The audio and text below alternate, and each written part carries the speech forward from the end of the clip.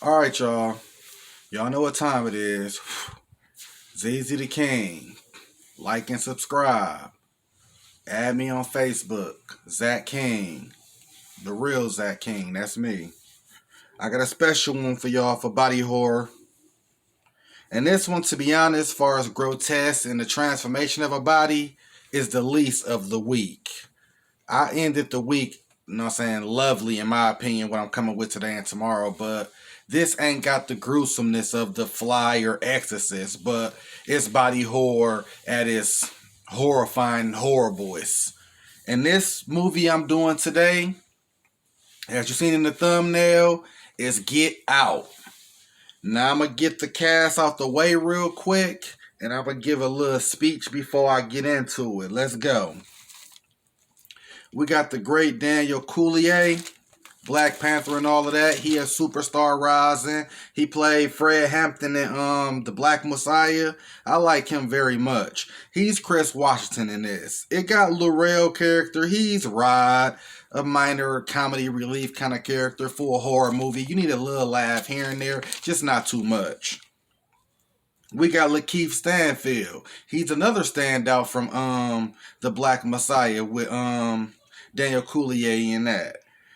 He's Andre Logan. Then we got the Artemiscat family. I might have pronounced that wrong. Artemitich. It's Jeremy. It's the Allison William character, which is Rose. It's the father, which is Dean. The brother, Jeremy. And it's Miss Artemitch. And now that I got the cast out the way, I'm going to get to it, because this movie, it has a lot of like historic legacy tied to it. As far as this is Jordan Peele's, I think this is his first theatric big screen horror movie that he had. I think Us, and he got a new movie, Nope, out. I think he helped with the Candyman remake, but this is the first of his masterpieces. He basically might as well be, in my opinion, nothing the Greek god Minos. Everything he touched turned to gold, and this was the start for me. This movie, to me, the trailer had me hooked with what you saw in the trailer, but this movie is classic horror because it sticks with the basic instincts of human nature, human evolution, and human mind states. This is not like a slasher or a poltergeist or some kind of demon entity. This is human based with scientific stuff, you know what I'm saying? Great. I mean, it's a movie, so it ain't necessarily technically scientific, but it's presenting to be as real as possible without, you know what I'm saying, being, you know what I'm saying, supernatural monsters. And the plot is, check the notes real quick. The Chris character and Rose are basically the main two characters. This is in the era with the Me Too movement, Black Lives Matter, police injustice, the social media era in general. Generations, Gen Z is what they calling it. Growing up in the social media era. Everything is touch and go. Everything can offend somebody. Somebody can be offended by anything nowadays. You got to watch what you say. In my era, you can say slurs that I'm not gonna say just to say, but you could say slurs and wasn't getting canceled. I mean, you can write these in movies. Like a quick example. Will Smith in the movie, he a superhero in this movie. I can't think. Hancock. The way he talking in that movie, you can't write nothing like that nowadays. And my point is, I don't got a problem with this era where everything is sensitive, because sometimes misogynistic behavior can get out of control with a powerful black or white man. Back to the movie, because that was a little tangent that I had to get out the way, because there's a lot of social commentary in this movie. Race, equality, mixed relationships as far as interracial, not just black and white. Interracial is interracial, any interrace. So it kicks off at the beginning. This ain't no big build up or nothing. It kicks off with Rose and Chris basically packing up to go meet her parents for the weekend. We assuming they've been dating for months. Now it's time to meet the parents. It's no big backstory about his family, her upbringing, nothing. It just kicks off right away with them. He calls his boy Laurel like, yeah, I'm finna go meet Rose's parents this week. He like, all right, have fun. It's nothing scary or spooky. They on their way to the house. You instantly see police profiling a white woman with a black man. She driving, the cop pull over just because she with a white man. And he basically talking to the white girl, you know what I'm saying? She get out the car, brave as a motherfucker. No black dude would ever be this brave. So he tell Chris' character, like, get out the car, let me talk to you. He like, I ain't driving. I said, I'm just a passenger. Why? He like, come here, let me holler at you. It's just a little tense moment to set the tone. But everything goes all well and they make it to the crib. When they get to the crib is when they meet the Artemich family. Like I said, the mom, the father, and the brother. This was basically like any man's dream to meet your girl's family for the first time and the embrace you get, the respect you get. Every man in the history of mankind will love this embrace. When he come in the house, it's not even fake love. They seem genuine. They shake his hand, they talk to him, but the subliminals are all through the house. You see like they got a gardener, a black guy. He look real like, you know what I'm saying, weirdish. They got a lady servant. She look kind of weird. And when I say weird, I don't mean weird because they black. I mean they look, the way you find out what happens in the movie, you realize why they behaving like this. But they have a conversation about Obama. This is 2017. So Obama's 8 years, I think from '08 to 16 is up. But they still got social commentary like, yeah, I would have gave him, you know what I'm saying, another 4 more years. You know, they are the kind of racists where it's not like F you nigger racists. They the kind of subliminal racists where they don't mind being in the presence of black people. They just grew up in the fashion where black people are a step below them. So the racist comments ain't like a KKK racist would be. They think they being polite. Like to tell a white boy, damn, you hoop like a brother. You think you giving them a compliment, but what you really saying is, white boys ain't athletes, but you got athleticism like a black guy. So when they reverse psychology, it ain't even reverse psychology. That would be reverse psychology for a black person. What they do is normal. When they say, oh, you're pretty smart, that's basically their way of saying, I expected you to be a dumb nigga. So they have comments like that he respectable enough not to take offense to, but it's throughout the commentary. They say something about, man, I love them athletes. Them black athletes are so strong. They're so good. They can jump so high. They can run so fast. Like a slave owner would say when he at the market trying to buy a new young slave. That's how they talking without knowing they purposely talking this way. I mean, it's brilliant.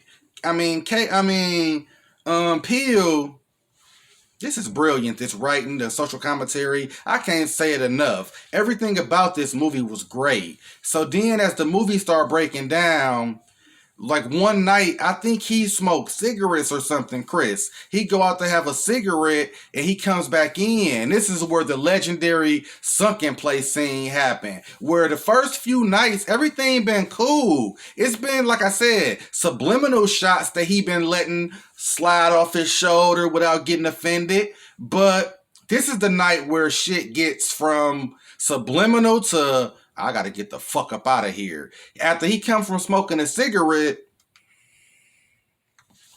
the mom's sitting in a chair, stirring a little tea. I'm thinking this is hallucinating power, some, you know what I'm saying, sci-fi mixed with CIA type of truth serum 007 villain type of medicine she got. So she's stirring the glass and she ding. And it's like that's also her occupation. I think she a hypno. They ain't just a family. I think he's a doctor. She a hip hypnotized. I'm sorry, I said hip so many times. A hypnotized mind type of lady. The brother, he ain't really got no job. He kind of a fuck up. You see from the dinner and stuff, he a little ruder than the mom and dad, obviously. Jeremy is his name. So after she put him in a spell, she like, ding! And then it's like, the sunken place. Like, it reminded me of the Kendrick Lamar video where he falling down the sunken hole in the swimming pool. Like, the visuals is brilliant. And she just talking to him like her, know what I'm saying, manifesto about everything. Like, you don't know. You are meant to be in your certain spot. Like, basically, like I said, it's a manifesto of racist propaganda. It ain't the racist with the N word and y'all need to, know what I'm saying, be in the woods and y'all monkeys. It ain't that kind of innuendo. But it's still racist propaganda. So after she bring him back too, he got like tear dropping out of his eye. Like, she took control of his body. I'm talking about, it's a brilliant scene. Then after that, she snaps him out and the scene cuts. Like, her hypnosis over. He wakes up the next day, not 100% sure if this was a dream or did this happen. The thing is, it happened. Next day, they've been telling him, like I said, through exposition, we finna have a family over, we finna have an auction for the town. They finessing him, making him think it's an auction for whatever reasons. I forgot, I'm sorry. But really, this is the breakdown of the movie. The auction is him. The whole thing about Get Out, why I got it in body horror, is because these are a bunch of cultists, rich white people who idolize the black specimen.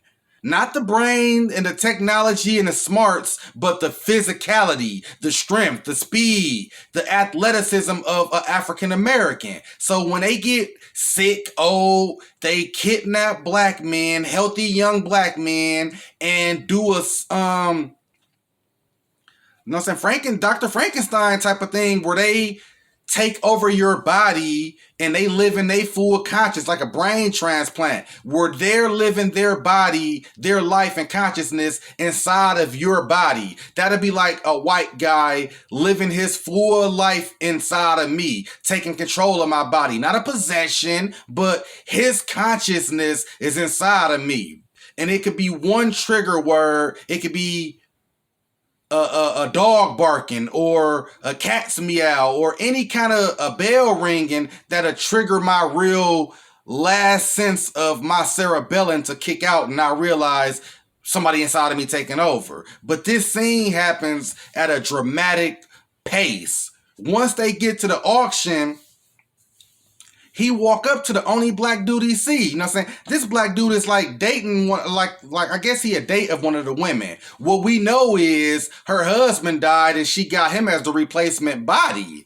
So he walk up to him, shake his hand, and his trigger is a camera flash, because he take a picture of him, and that's when his nose start bleeding. And he started malfunctioning like a, know what I'm saying, glitch in the Matrix. He walk up to Chris like, get out, start freaking out. His handlers and the white people grab him, take him off. Dang, I mean, Chris is like, you know what I'm saying, this is also my bag. This is Lakeith Stanfield's character, Andrew. This is his big scene. It was a great scene, a movie stealing scene. Excuse me for the stutter, but that shake Chris up. He like, damn, that was kind of odd. They talking to him like, yeah, woo woo. They trying to finesse him because they know he on a chopping block next. So they calm the Andrew character down, and Chris like, I need to just go out for a cigarette, go for a walk. They're like, you know them cigarettes bad for you. He go out talking to one of the cultist leaders, but he also basically the founder who put it all together. But he the cultist leader and he blind. He goes sit next to the blind man, get to talking to him. It's some real creepy subliminal shit he's saying to Chris about genetics, evolution, the species of mankind, from ape to man. Your kind has always been over mine as far as power, strength, ability, speed, development. And all this is crazy because he done purchased Chris to get his eyesight and get into his body. So when the movie start breaking down, it's been a moment I ain't talked about where Chris keep looking at his girl closet. Normally, if I go to my girl house for the first time, I'm gonna be polite, nice. But once I'm in her room, that's the only place I might let my hair down. Not like get to my normal personality, but I'm gonna check her room and look at her, you know what I'm saying, stuff. It's like a ducked off closet that's begging to be open. Not like you invading their privacy. This your bitch. But it's just like, it's so creepy and obvious like I said, it's begging to be open and see what it is. He never do it throughout the movie to this last scene. Because he's starting to get suspicious and weary of the shit that's going on. The get out situation that happened. He goes in the room and realizes she is the person that brings a lot of the black people to the estate. She befriends them, dates them, and boom, put them in a situation. So at night, he called his boy Raicial, like, man, I saw Andrew. They like, man, he been missing for weeks. He like, man, get some people out here. This shit going down tonight. I'm scared. Now they at the dinner. This is the final act. Everything I said didn't happen through the first whatever time this movie is. How long? The final act is he at the dinner table. He kind of trying to like cuff a knife and shit. They don't know he kind of know what's going on until he start acting weird at dinner. Like, can I be excused? Woo, woo, woo. They realize he know what the fuck is up. He done seen the pictures. He know what's going on. He go upstairs like, when he said, can I get excused? His girl follow after him because they kind of own to him and he owned to them. He like, yeah, baby, I'm sorry. This is the Rose character, the daughter who recruiting people. He like, babe, it's been fun, but I'm not feeling good. The get out situation just happened. I think we should go, babe. She like, sure, go ahead, pack. I'll be back. I'm finna go to the bathroom or whatever. When he start packing and shit, she basically go downstairs and tell her family, he own us. We got to get his ass tonight. So then once he get his shit packed, he like, babe, where you at? She like, I'm downstairs. I got to get the keys off the headstand, start the car. Come on down. Once he come down, the brother Jeremy smacks him in the head with the with like a golf club or something. That's when he passes out, you know what I'm saying, from the blow. He wakes up strapped to a chair in the basement. It's like an old, you know what I'm saying, 70s show kind of settings. Remind me of that 70s show. Shout out to Ashton Kutcher. He's sitting in the strapped chair. That's when the blind man come on. Like I said, I didn't spoil nothing, but he the cultist leader who got this whole get in the black body experiments going on. He like, yeah, man, Chris, it's a new world out here. We've been doing this for a minute. We know y'all niggas, he ain't say niggas, but I'm just saying it as a slang way. He like, basically like, we know y'all niggas got the athletics and all the skills and the swagger, and y'all got a lot of cultural personality things that people love. But the white man has always been smarter. And that's why we doing this to y'all now. As smart as you think you are and strong and tough, you couldn't stop this from happening. I'ma be up in your body in a minute. They finna put the drugs in me and I'll be down there and you will be no more. Basically his whole manifesto. So I don't know what happens. I think she come down trying to do the sunken place on him to wake him up. Because for some reason he passes out. When he wake up, he still got that little pocket knife from the dinner table. So he started cutting himself loose. He cut himself loose. The son come up to him. They have a go at it. Bow. He kills the son. The father come. I think they got like a deer or a moose on the head. On a, like, you know how people have, you know what I'm saying, bear heads, moose, on, you know, prize huntings they done caught. And they got it on a mantle. He grabs it off the wall. I think he sticks the moose ram antlers into the husband's chest. So then I didn't even really get to the servant, the man and the woman. They had some creepy scenes throughout the movie I didn't even get to. That'd be getting to every plot beating boo. I done got to most of it. But like I said, the maid servant and the lawn man who black, it turns out that's the grandfather is the working in the field and the grandmother is the black lady who's the grandma. So they've been having them for years since their grandma and grandfather died. And they was finna make him part of the family. So He basically wiped their mind straight to get them out the get out sunken place. The chick, so he started burning the house down. The chick, so I think he shoot her a few times. No, he didn't shoot her. He just like started fighting her. She started trying to cut him, fuck him up. You know what I'm saying? He beat her ass and gets away, you know what I'm saying? But she chasing him down with like a shotgun or something. And I forgot exactly how that ended. Somehow he ended up in the car and she ended up in the car. They ended up crashing or something. He get out, she all bloody and fucked up. That's when the get out grandfather, who got his mind snapped back into the reality, he like, let me do it. He get the gauge, pumper with it. She died. Now in the I don't know if this was a test screen or the theatrical cut, but they say after all this happened, Chris got blamed for the family murders in the house and all of this and went to jail as a horrible ending. Either the test screen didn't like it or Jordan Peele didn't like it, or that's just a theatrical ending that you could buy if you got the DVD or the Blu-ray. But in the real movie, his ride guy, he TSA airport guy, he come out there, he know he done heard about the situation, he called the cops, they see what's happening, they see all the evidence of what happened, happy ending.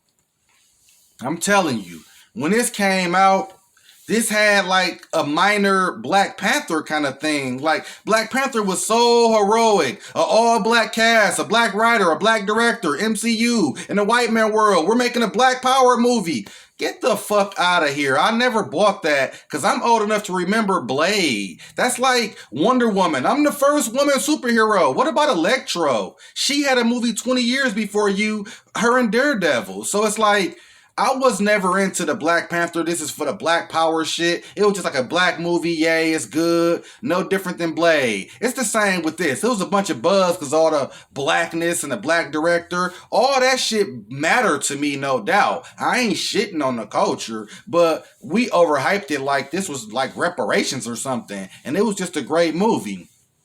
Overall, I'm giving this movie, to me, a solid 7 out of 10. The rewatchability is there, but not much to me. It wasn't so great and groundbreaking where it's like, oh, I never seen a movie ever do nothing like this completely. But it was different enough from the other movies that it, you know what I'm saying, it was inspired from. So that's it.